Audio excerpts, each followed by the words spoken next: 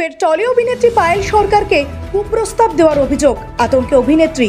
অভিযোগ, দুটো আলাদা ফেসবুক প্রোফাইল থেকে তার কাছে কাজের প্রস্তাব দেওয়া হয়। তিনি না করে দেওয়ায় তাকে কুপ্রস্তাব দেওয়া হয় বলে অভিযোগ অভিনেত্রীর। ব্যারাকপুর কমিশনারেটের সাইবার ক্রাইম শাখায় অভিযোগ জানানো হয়।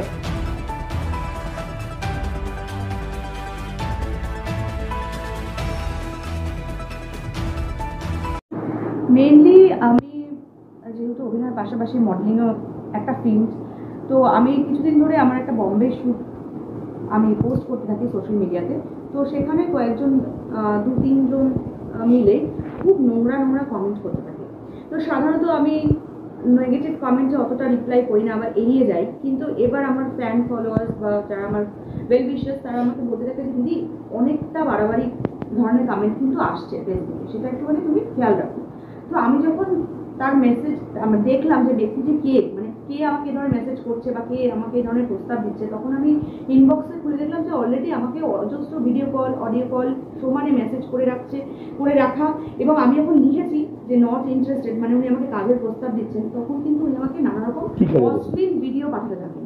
কি কাজের প্রস্তাব বলতে উনি আমাকে বলছেন যে আমাকে নাকি আমারই প্রফেশনে উনি আমাকে কাজ দিতে চান, প্লেসমেন্ট দিতে চান। আমি তখন লিখেছিলাম নট ইন্টারেস্টেড। তো উনি আমাকে সমানে অশ্লীল কিছু ভিডিও পাঠাতে থাকেন, সমায়েশ সেনগুপ্তা। এবং তারপর যখন ভিডিওগুলো আমি ডাউনলোড করতে যাবো তার আগে উনি ডিলিট করে দেন। ডিলিট করার পর আমি সেই স্ক্রিনশটটাও আমার কাছে আছে, আমি সেই স্ক্রিনশটটা নিই এবং আমি সেই স্ক্রিনশটটাকে অ্যাটাচ করে ব্যারাকপুর কমিশনারের দ্বারস্থ হই এবং কমপ্লেন করি।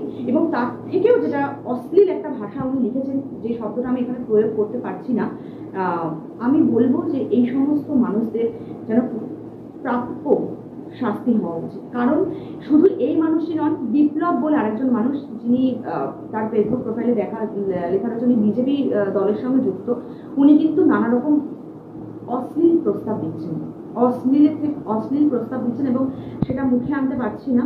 এবং হয়তো আগেও এরকম করেছেন অন্য কোনো মহিলাকে, বা টার্গেট করা হচ্ছে এটুকু বুঝতে পারছি। কারণ যারা করছেন তারা কিন্তু এই যেটা দেখলাম যে এই বিটি রোড সংলগ্ন ব্যক্তিগত, বিটি রোড সংলগ্ন, কারণ ওনার প্রোফাইলও দেখলাম উনি বিটি রোডের বাসিন্দা।